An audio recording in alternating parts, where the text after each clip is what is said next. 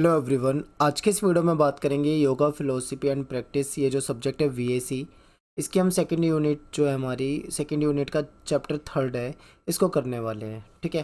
Chapter का title देखिए बहुत बड़ा है, ये आप पढ़ सकते हैं यहाँ पे। और ये सेमेस्टर 1 2 3 4 5 जिसमें भी आपके पास है, जिस भी सेमेस्टर में आपके पास है, तो ये सेम सब्जेक्ट है, आप इसको देख सकते हैं। ठीक है। और DU सोल के स्टूडेंट के लिए काफ़ी हेल्पफुल रहेगी वीडियो। सिलेबस देख लीजिए। देखिए यूनिट 1 के दोनों चैप्टर मैंने ऑलरेडी करा दिए हैं, और आज मैं सेकंड यूनिट का तीसरा चैप्टर करा रहा हूँ। ठीक है। टेलीग्राम ग्रुप है हमारा, क्लास सॉरी एकलव्य स्नातक 1 के नाम से अपना टेलीग्राम पे ग्रुप, आप इसको ज्वाइन कर लो। यहाँ पे आपको इसकी ये जो लेक्चर देख रहे हो इसकी PDF मिल जाएगी। ठीक है। आप वहाँ से PDF को डाउनलोड कर सकते हो। मेरा नाम सत्येंद्र प्रताप है, आप मुझे इंस्टाग्राम पे ज्वाइन कर सकते हो। एकलव्य स्टडी पॉइंट मेरा यूज़र नेम है। अब ये टॉपिक आपके सामने है, ये सारे के सारे टॉपिक जो हैं इस वीडियो में हैं, और इसको हम डिस्कस करने वाले हैं। तो वीडियो को ध्यान से देखें और चलिए स्टार्ट करते हैं वीडियो को। सबसे पहला टॉपिक है हमारा योग शब्द जो है, इसकी उत्पत्ति कहाँ से हुई है और इसकी परिभाषा बताइए। तो देखिए योग शब्द जो है, अगर हम इसकी उत्पत्ति के अनुसार इसके अर्थ को देखें तो उसका मतलब होता है समाधि। समाधि का मतलब क्या होता है?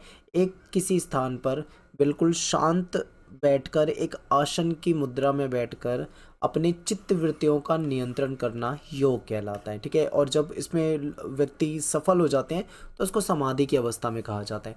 अब यहाँ पे आई होप समझ में आ गया होगा, अगर आपने पिछले यूनिट देखी है तो। नहीं भी अगर आपको समझ में आया तो इसका मतलब मैं बता देता हूँ।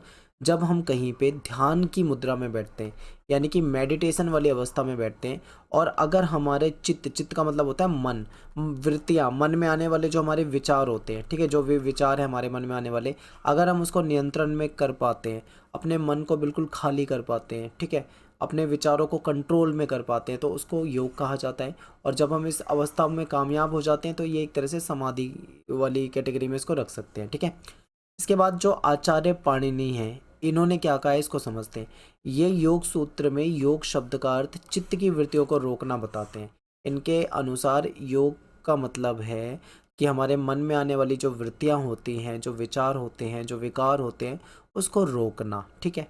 इसके बाद योग की परिभाषा की बात करें तो मन के समस्त विचारों, हमारे मन में जितने भी विचार आते हैं, जितनी भी चिंता, क्रोध, लोभ, मोह, अभिमान जो भी है, इन सब को रोककर, ठीक है, मतलब अपनी आत्मा को परमात्मा से जोड़ना है, यानी कि अपना जो ध्यान है बिल्कुल ईश्वर में लगाना है, लीन कर देना है अपने आप को। इससे क्या होगा? ईश्वर के साथ हमारा साक्षात्कार, यानी एक तरह से इंटरव्यू टाइप का मान लो कि हम ईश्वर के समक्ष पहुंच जाएंगे। ठीक है। इनका मतलब जो होता है शब्दों का बहुत गहरा होता है, यानी कि अपने मन में आने वाले समस्त विचार, सारी चिंता, सारा क्रोध, मोह, अभिमान, सब कुछ रोक दिया जाए। ठीक है। और अपने आप को ईश्वर में लीन कर लिया जाए। तो ये योग की परिभाषा है। अब बात करते हैं कि योग दर्शन की प्राचीन परंपरा, क्योंकि योग जो है वो बहुत ही प्राचीन परंपरा रही है। ठीक है। तो देखते हैं इसको। महर्षि पतंजलि जो है, महर्षि पतंजलि, इन्होंने योग शिक्षा का प्राचीन परंपरा से चला आना बतलाया है। यानी इन्होंने ये बतलाया कि योग शिक्षा जो है वो प्राचीन समय से ही चली आ रही है। ठीक है। इसका वर्णन जो है हमको उपनिषद में भी देखने को मिलता है। अब बात करते हैं आगे कि योग का स्थान, योग कौन से स्थान पे करना चाहिए, योग का जो अभ्यास हम करते हैं हमको कहाँ पे करना चाहिए। तो देखिए योग हम कहीं पे भी कर सकते हैं, खासकर कुछ जगह का ध्यान रखना है। जैसे कि मान लो कोई जलाशय है, उसके आसपास ज़्यादातर आप देखोगे, ऋषिकेश वगैरह आप गए होगे तो आपको पता होगा कि ऋषिकेश को योग नगरी भी कहा जाता है। वहाँ पे क्या होता है, जो गंगा नदी है, नदी के किनारे रेत में बैठकर योग किया जाता है। ठीक है। क्यों किया जाता है? क्योंकि जब हम किसी जलाशय के निकट बैठकर योग करते हैं तो कहीं ना कहीं उसका जो एक बेस्ट मतलब जो जगह होती है वो माना जाता है। ठीक है। तो किसी जलाशय के आसपास, किसी नदी के आसपास हम बैठ सकते हैं, या फिर ऐसा स्थान जो आंखों को पीड़ा देने वाला ना हो, यानी जो आंखों को पीड़ा ना दे। ऐसा मतलब कोई गलत जगह पे ना बैठे हो जहाँ पे इरिटेशन हो, धूल हो, धुआं हो, पॉल्यूशन हो, कोई गलत जगह नहीं होनी चाहिए। ठीक है। मन को शांत करने वाली जगह कैसे हो सकती है? कोई जलाशय के पास बैठ जाओ, किसी पार्क में बैठ जाओ जहाँ पे पेड़ पौधे, हरियाली, फूल वगैरह हैं। ठीक है। ऐसी जगह पे, और एकांत हो। योग जो किया जाता है वो एकांत में किया जाता है। ठीक है। और वायु के झोंकों से रहित हो। अब झोंकों से रहित मतलब वहाँ पे तेज तेज वायु के झोंके नहीं आने चाहिए। अगर ये आ रहे हैं तो कहीं ना कहीं हमारा जो मन है वो कहीं ना कहीं हमारा मन जो है इधर उधर भटकेगा। तो ये नहीं होना चाहिए। ठीक है। एक शांत जगह होनी चाहिए। इसके बाद बात करते हैं योग का फल। योग के बारे में पतंजलि जी ने बताया। इसके बाद योग का स्थान बताया, फिर योग का फल क्या होता है। देखिए योग जो रेगुलर करता है, अब यहाँ पे रेगुलर का मतलब जो सालों से वर्षों तक करता है, उसका शरीर जो है हल्का हो जाता है। हल्का होने का मतलब यहाँ पे क्या है, उसको मतलब उसके शरीर में रोग नहीं बसते हैं, ठीक है, वो आरोग्य रहता है बिना बीमारियों के। लालसा जो है वो मिट जाती है, किसी प्रकार की कोई लालसा नहीं रहती। उसकी कांति, एक तेज, एक आभा, एक प्रकाश आप ये मान लो उसके अंदर बढ़ती है। उसका जो स्वर है वो मधुर हो जाता है, ठीक है, उसकी आवाज़ अच्छी हो जाती है, गंध जो है शुद्ध होती है। ये योग के फल हैं। फिर योगाभ्यास में शरीर की स्थिति क्या होनी चाहिए, अपनी पीठ, सिर, गर्दन, इसको बिल्कुल सीधा करना, अर्थात एक सीध में बिल्कुल अचल होकर स्थिर होता हुआ, ठीक है। आप कभी भी योग अभ्यास की मुद्रा को देखोगे तो उसमें शरीर हमारा बिल्कुल सीधा रखा जाता है। नासिका के अग्रभाग, जो हमारी नाक होती है, उसके अग्रभाग पर दृष्टि जमा कर अन्य किसी दिशा में ना देखते हुए योगी मुझ मतलब जैसे भगवान में स्थित रहने वाली जो परम निर्वाण की देने वाली शांति होती है उसको प्राप्त करता है। जब कोई योगी, योग करने वाला व्यक्ति एक जगह पे बिल्कुल स्थिर होकर एक आसन की मुद्रा में बैठता है, अपनी नाक की बिल्कुल सीध में देखता है, शरीर को बिल्कुल सीधा रखता है, ठीक है, नासिका के जो अग्रभाग है उस पर अपनी दृष्टि जमाता है, इधर उधर वो नहीं देखता है, तब वो जाके कहीं ना कहीं ईश्वर में लीन हो सकता है, ठीक है। इसके बाद देखो ओम शब्द जो होता है, ओम जो हम बोलते हैं, इसका क्या महत्व होता है। जो पुरुष ओम, इस एक अक्षर रूपी ब्रह्म का उच्चारण और मेरा चिंतन, ईश्वर कह रहे हैं, मेरा चिंतन करता है, देह का त्याग करता हुआ संसार से प्रणय करता है, वह परम गति को प्राप्त होता है। यही भावना हमें योग सूत्र में प्राप्त होती है। परंतु योग की इस प्रक्रिया को अंत समय में वही कर सकता है जिसने जीवन काल में इसका अच्छी प्रकार से अभ्यास किया हो। आप समझिए, बहुत गहरा मतलब है।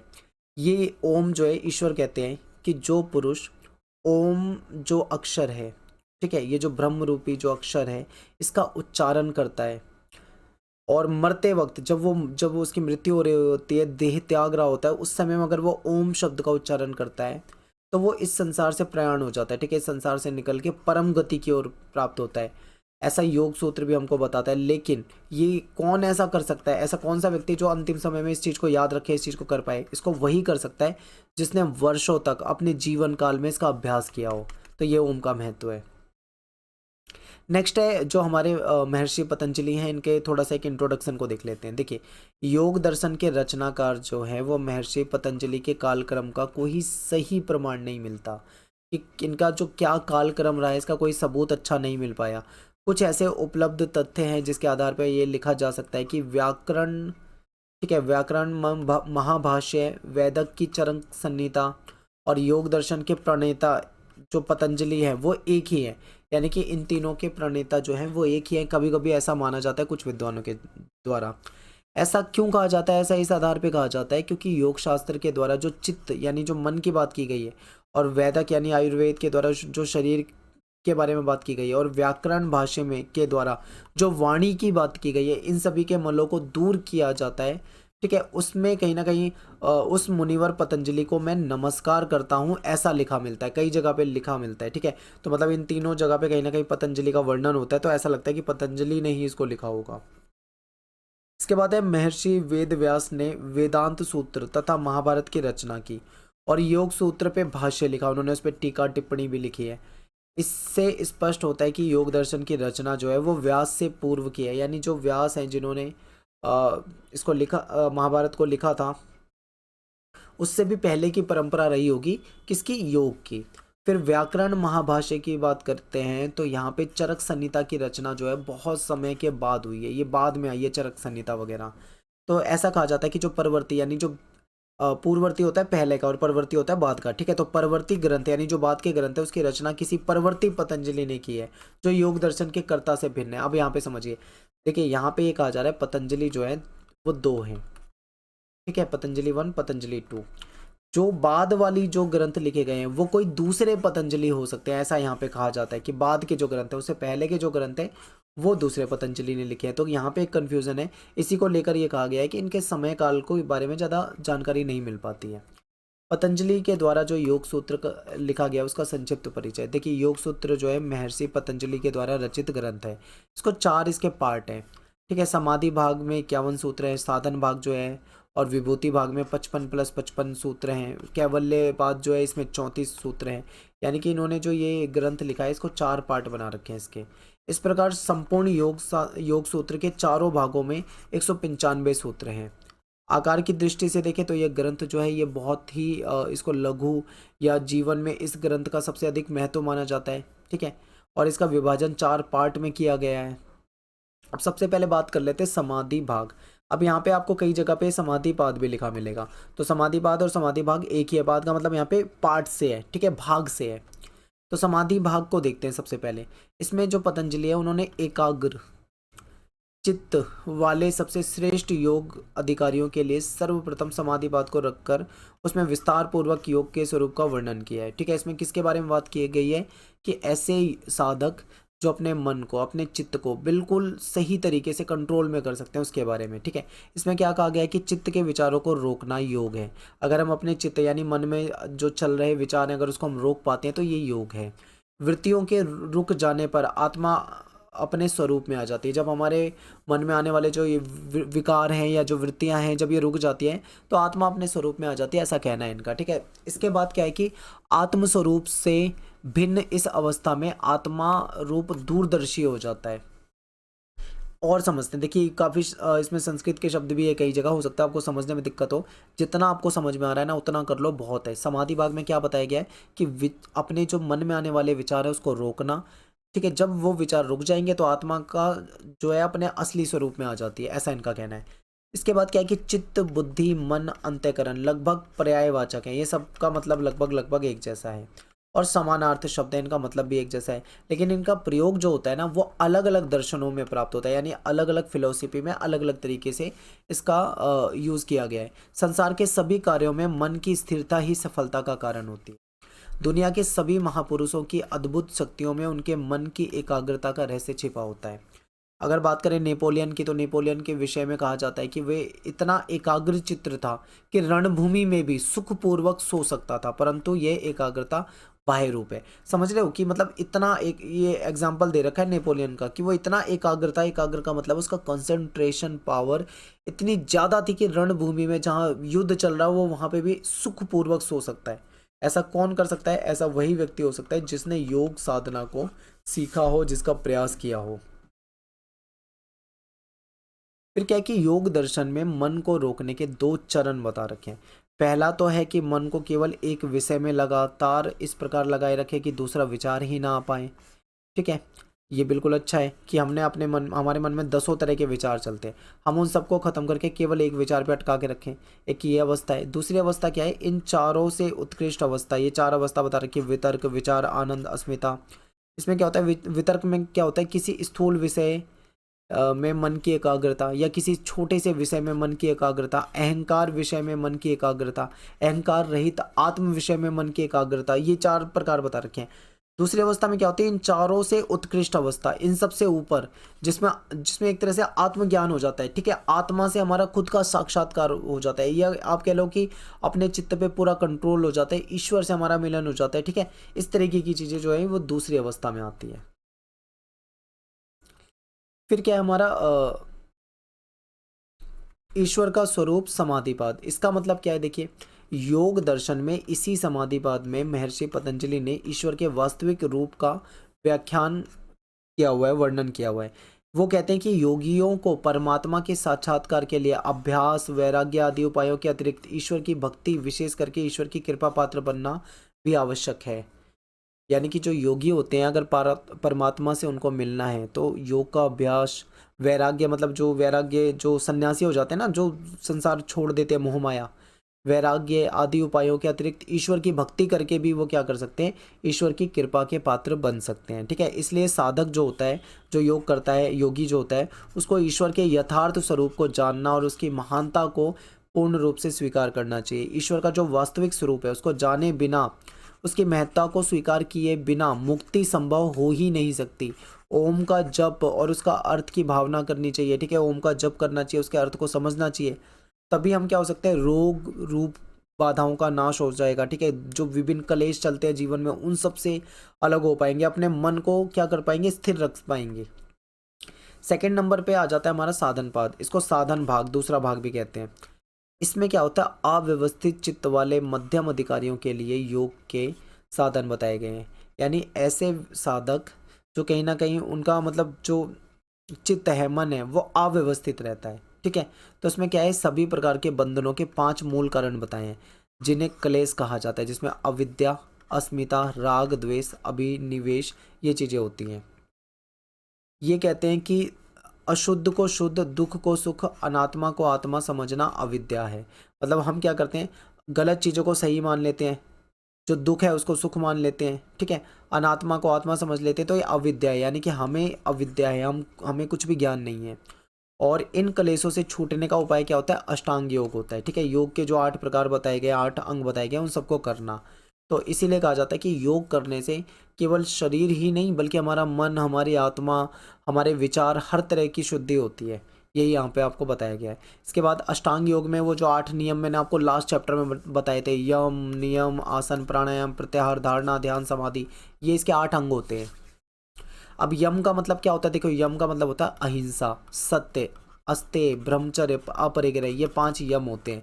अहिंसा का मतलब क्या होता है कि कभी भी कितना भी गुस्सा हो, किसी को हमें पीड़ा नहीं पहुंचानी है। ठीक है, शारीरिक मानसिक पीड़ा नहीं पहुंचानी, इसी को अहिंसा कहते हैं। सत्य क्या होता है, आपको पता है, जैसा सुना जैसा देखा वैसा ही आपको बोलना है, कभी भी झूठ नहीं बोलना है। अस्तेय में क्या होता है, चोरी नहीं करनी, हमें किसी भी दूसरे की वस्तु को चुराना नहीं है, मन में हमारे लालसा लालच नहीं होना चाहिए। ब्रह्मचर्य का मतलब क्या होता है कि अपनी इंद्रियों को निरोध पूर्वक मैथुन क्रिया के संयम का नाश, ब्रह्मचर्य, यानी कि हमारी इंद्रियों पे हमको कंट्रोल रखना है, अपनी भावनाओं पे कंट्रोल रखना है, और हमें किसी किसी भी प्रकार का मैथुन नहीं करना है। अब मैथुन अब क्या होता है वो अच्छे से समझते हैं। ठीक है, और डिटेल में नहीं जाऊंगा। तो इसको ब्रह्मचर्य कहते हैं। इसके बाद है अपरिग्रह। अपरिग्रह का मतलब होता है किसी चीज़ को इकट्ठा ना करना। ठीक है, धन संपत्ति और ऐसी चीज़ों को हमें जोड़ना नहीं है। सेकंड फिर क्या है, नियम। यम के बाद क्या था, नियम। नियम जो है, नियम में शौच, संतोष, तप, स्वाध्याय, ये सारी चीज़ें आ जाती हैं। आप इसको यहाँ से पढ़ सकते हैं, काफ़ी डिटेल में है ये। फिर ईश्वर, फिर आसन आ जाता है। आसन में क्या होता है, आसन में आपको बता चुका हूँ कि एक ऐसी स्थिति होती है जो जिसमें हम सुखदायी तरीके से बैठ सकते हैं। ठीक है, उससे हमारा स्वास्थ्य को फ़ायदा होता है, हम हल्का फील करते हैं और योग साधना करते हैं, सुखपूर्वक किसी स्थान पर बैठकर ध्यान लगाते हैं, तो ये आसन हो जाता है। आसन कई तरह के होते हैं। ठीक है, ये आपको बता रखा है, सिद्धासन, पद्मासन, वीरासन, वज्रासन, गोमुखासन, ये सभी। और प्राणायाम भी मैं आपको लास्ट वीडियो में बता चुका हूँ, वही प्राणायाम है।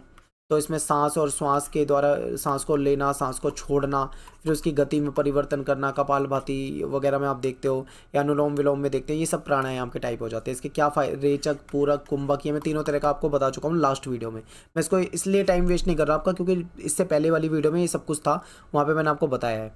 बात करते हैं प्रत्याहार की। इस ये नहीं बताया था। देखिए इसमें क्या होता है, इंद्रियां जो होती हैं उसको अपने विषयों के साथ संबंध ना होने पर चित्त के स्वरूप का अनुकरण यानी नकल करना प्रत्याहार प्रत्याहार कहलाता है। ठीक है, प्रत्याहार का अर्थ होता है किसी चीज़ से पीछे हटना, किसी के अपोजिट होना, विषयों से विमुख हो जाना।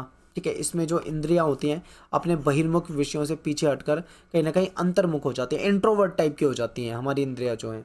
और हमारे मन में जब बाहर के विषयों से विरक्त होकर एकाग्र होना लगता है, जब बाहर की चीज़ों को देखकर हमें दुख सा होता है और हमारा मन करता है एकाग्र होकर इन बाहरी दुनिया और बाहरी बंधनों से दूर हो जाएं, ठीक है, तब जो अवस्था होती है उसको प्रत्याहार के रूप में हम देखते हैं। इसके बाद आता है धारणा। तो इसमें क्या होता है कि जो मन होता है हमारा, उसका वृत्ति मात्र से किसी स्थान विशेष में बांधना धारणा कहलाता है। यानी चित्त को शरीर के किसी नाभि चक्रादि अंग विशेष में बांध देना, रोकना या स्थिर करने का अभ्यास करना, ये धारणा कहलाता है। फिर इसके बाद ध्यान आता है। ध्यान में आपको पता है मेडिटेशन, किसी स्थान पे, शांत स्थान पे बैठकर अपने विचारों को रोकना। ठीक है, ये ध्यान कहलाता है। और ध्यान की जब हम और ऊपरी स्थिति पे पहुंच जाते हैं, जहाँ पे हम एक तरह से हमें सब कुछ शून्य दिखाई देने लगे, ठीक है, हमें ऐसा लगे कि हम बिल्कुल शांत है, अपने मन पे पूरी तरीके से कंट्रोल कर पा रहे हैं, तो वो समाधि की अवस्था होती है। और समाधि की अवस्था में जा पाना बहुत ही मुश्किल होता है। इसके बाद है विभूतिवाद और कैवल्यवाद। विभूतिवाद में क्या होता है, इसमें धारणा, ध्यान, समाधि, इन तीनों अंगों के लक्षण होते हैं। ठीक है, और इसका शास्त्रीय अगर हम परिभाषिक नाम देखें तो इसको सिद्धि का फल या फिर विभिन्न स्तरों पर विनियोग, मोक्ष की प्राप्ति, इस तरीके से हम देख सकते हैं। फिर इसके बाद है कैवल्य। कैवल्य मतलब एक तरह से क्या होता है, ज्ञान के रूप में देखा जाता है इसको। योग दर्शन के पूर्व के 3 पादों में, 3 पाद मतलब यहाँ पे 3 पार्ट हैं, इसको भाग मानो। ठीक है, 3 भागों में क्रमशः समाधि का स्वरूप, समाधि प्राप्ति, साधन, ठीक है, ये सब बताया गया है। और अब इन चतुर्थ पाद यानी जो चौथा इसका पार्ट है, इसमें समाधि के फलस्वरूप कैवल्य स्वरूप बताया गया है, अर्थात मोक्ष यथार्थ स्वरूप।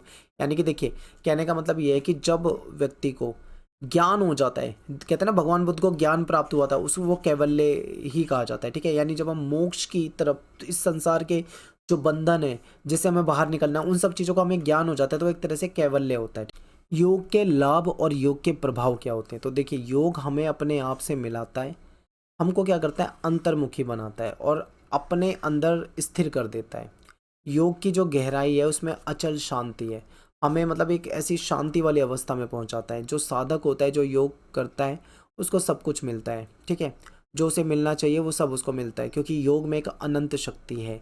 योग साधन से हमारा मन जो है बिल्कुल स्थिर होता है, शांत होता है। जो साधक होता है वो सांसारिक दुखों से दुखित नहीं होता, सांसारिक दुख उसको बेचैन नहीं कर पाते, सांसारिक घटनाओं से उसे कोई फर्क नहीं पड़ता, ठीक है। वो एकदम मतलब कूल, जैसे कहते हैं ना, बिल्कुल कूल दिखता है। वे योग साधक सुख दुख की स्थिति में समान रहते हैं। जो योग साधक होते हैं, योगी होते हैं, सुख की स्थिति हो दुख की स्थिति हो एक जैसे रहते हैं, वो कभी भी बेचैन नहीं आपको दिखेंगे। योग के एक अभ्यासी जो योग करता है, उसके जीवन में उसे सभी स्तर पे लाभ पहुंचता है, हर तरह से उसको फायदा मिलता है, ठीक है। तो ये आप ऐसे कह सकते हो कि साधक को जो योग की गंगा में डुबकी लगाने के लाभ होते हैं ना, वो सबसे ज़्यादा होते हैं। यानी कि योग के बहुत सारे लाभ है। इसमें क्या क्या फायदे हो सकते हैं, ये देखिए। कार्य कुशलता, योग साधक जब कोई भी सांसारिक कार्य करेगा तो उसका शरीर, उसके मन, उसकी इंद्रियां जो है एकजुट होकर उसको उस कार्य को करने में लग जाते हैं, जिससे कि उसको अपने कार्य में सफलता मिलती है, ठीक है। वो बेहतर काम कर पाता है। फिर है व्यवहार, जो योगी व्यक्ति होता है उसका जो व्यवहार होता है वो दुनिया में दूसरे लोगों के साथ बहुत अच्छा होता है, ठीक है। वो कब जो योग का अभ्यासी है वो कभी भी सांसारिक सुखों से सुखी और सांसारिक दुखों से दुखी नहीं होगा। वो आपको कूल दिखेगा, बिल्कुल संतुलित दिखेगा। उसका व्यवहार सबके साथ क्या होगा, संतुलित होगा। वाणी संयम, अब ठीक है, साधक जब योग प्रेमी बन जाता है तो वो कम शब्दों में काम चलाना सीख जाता है। वो ज़्यादा बोलेगा नहीं, वो जहाँ पे मौन रहना है वहाँ मौन रहेगा, जहाँ बोलना है वहाँ पे बोलेगा। कभी भी आपको मतलब वो फालतू बोलता नहीं दिखेगा। तो इसलिए अपनी वाणी पे संयम हो जाता है। ग्रहण शक्ति, वो चीज़ों को ग्रहण कर पाता है सुनकर, ठीक है, शब्दों को ग्रहण कर लेगा। दूसरों की जो आवश्यक बातें हैं उसको सुनेगा, अनावश्यक बातों को वो निकाल भी देगा, ठीक है। निर्भीक हो जाएगा, बिना किसी डर के, बिना किसी चीज़ से लालच के, ठीक है, लालसा के, वो बिल्कुल निर्भीक हो जाता है, मन शांत रहता है। ये कुछ इसके फायदे हैं। और भी देखो क्या है, त्यागी जीवन, योगी जो है वो अनावश्यक संचय यानी फालतू की चीज़ों को जोड़ना, बेफालतू में चीज़ों की लालसा करना, लालच करना, इन सब चक्करों में नहीं पड़ता, उदासीन नहीं रहता वो कि चीज़ों को लेकर। कई लोग होते हैं ना, उनको बहुत सारी इच्छाएं होती है, मेरे पास ये होता वो होता वो होता, वो टेंशन में रहते हैं। योगी कभी ऐसे टेंशन में रहता, कूल रहेगा बिल्कुल। अपरिग्रह यानी वो चीज़ों को इकट्ठा करने में विश्वास नहीं करता। सफलता की बात करें, यदि योग साधक जीवन में किसी भी स्तर पर सफल होता है तो वो निराश नहीं होता, ठीक है। इसके बाद है अल्पाहारी, योग अभ्यासी के शरीर जो होते हैं उसकी जो पाचन क्षमता होती है वो बहुत अच्छी होती है। थोड़ा भी खाएगा तो उसको तृप्ति मिल जाएगी, ठीक है। योग करने वाले को थोड़ा सा भोजन भी मिल जाता है तो वो तृप्त हो जाएगा। उसको उतना ही भोजन करता है जितना उसकी जीवन यात्रा के लिए जरूरी है, वो कम खाता है। अल्पाहारी मतलब कम खाता है। उत्तम गृहस्थ जीवन, गृहस्थ जीवन में भी देखें तो उसकी सोच जो होगी सकारात्मक होगी। अच्छे प्रसन्नता से अपना गृहस्थ जीवन बिताएगा, ठीक है। अपनी जिम्मेदारियों को निभाएगा, अपनी पत्नी को, अपने बच्चों को, सभी को वो खुश रख पाता है। फिर क्या है, मधुर संबंध, योग साधक जो होता है उसके संबंध जो होते हैं उसके घर में, परिवार में, समाज में, व्यवसाय में, हर जगह उसके जो संबंध होते हैं वो मधुर होते हैं, अच्छे होते हैं। तेजस्वी मुखमंडल, यानी जो योग साधक होता है उसके मस्तक पे, उसके चेहरे पे एक चमक होती है, एक तेज होता है, ठीक है, जो दिखती है हमें। शक्ति का संचय, कि जो इस प्रकार के जो मतलब जो साधक होते हैं जो योग का अभ्यास करते हैं उनमें वो शक्ति का संचय होता है, यानी उनके वो हमेशा ऊर्जावान आपको महसूस होंगे। और शांति और परम आनंद की उन्हें अनुभूति होती है। तो ये कुछ क्या होते हैं, योग के लाभ होते हैं। इसके अलावा भी कुछ प्रभाव होते हैं, जैसे योग जो होता है वो शरीर में बनने वाले हार्मोन्स को बैलेंस करता है। पाचक ग्रंथियों से होने वाले जो स्राव होते हैं उसको भी संतुलन सही करता है, जिससे हमारी पाचन क्षमता बढ़ती है और मल त्याग करने में आसानी होती है, ठीक है। निष्कासन सही होता है। योग के अभ्यास से शरीर की जो रोग प्रतिरोधक क्षमता है वो बढ़ती है। योग बेचैनी और अशांत अवस्था को शांत अवस्था में बदलने की तकनीक है, ठीक है। मांसपेशियाँ में जो तनाव होता है उसको मुक्त करती है हमको, हृदय की गति जो होती है उसको कम करती है, उसको बैलेंस बना के रखती है। योग के अभ्यासी जो होते हैं रात्रि में अच्छी नींद ले पाते हैं, ठीक है, अनिद्रा के रोग से बचे रहते हैं, हृदय की धड़कन के बीच में जो अंतराल होता है वो भी उनका ठीक होता है। तो ये कुछ योग के लाभ है। तो आई होप आपको समझ में आया होगा। मिलते हैं नेक्स्ट वीडियो में। Thanks for watching. जय हिंद, जय भारत।